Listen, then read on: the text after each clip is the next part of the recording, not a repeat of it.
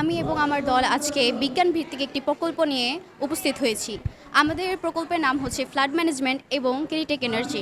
আমাদের প্রকল্পের মূল উদ্দেশ্য হচ্ছে বন্যা পরিস্থিতিতে নিরাপদ আবাসন ব্যবস্থা নিশ্চিত করা এবং টারবাইনের মাধ্যমে বিদ্যুৎ উৎপাদন এবং সাশ্রয়ের আধুনিক ধারণা।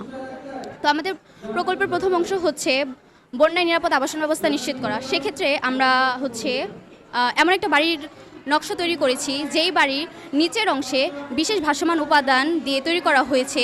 ওই যেই ভাসমান উপাদানগুলো বাড়িটিকে পানির উচ্চতা বাড়ার সাথে সাথে বন্যার পানির উচ্চতা বাড়ার সাথে সাথে উচ্চ চাপের সঙ্গে সামঞ্জস্য রেখে সম্পূর্ণ কাঠামোটিকে উপরের দিকে ভাসিয়ে তুলবে। সেক্ষেত্রে কী হবে, বাড়িটি আর তলানোর কোনো সম্ভাবনা থাকবে না এবং বন্যা কবলিত এলাকায় বসবাসের যে নিরাপত্তা সেটা অনেকাংশে সুনিশ্চিত হবে এবং ক্ষয়ক্ষতি অনেকাংশে কমে যাবে। তো আমার প্রজেক্টের দ্বিতীয় অংশ নিয়ে আলোচনা করবে আমার দলের আরেকজন সদস্য নুহা। আমাদের প্রজেক্টের দ্বিতীয় অংশের নাম হচ্ছে টারবাইনের মাধ্যমে বিদ্যুৎ উৎপাদন।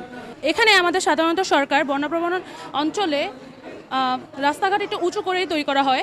সেক্ষেত্রে আমরা রাস্তার মধ্যে যে টারবাইনগুলো স্থাপন করব রাস্তা ডিভাইডারের উপর, এবং রাস্তায় গাড়ি চলাচলের সময় যে উৎপন্ন বায়ু আছে, যা বাতাস আছে, এবং সেগুলো টারবাইনকে ঘোরাতে সাহায্য করবে এবং সেগুলো হচ্ছে বিদ্যুৎ উৎপাদন করবে।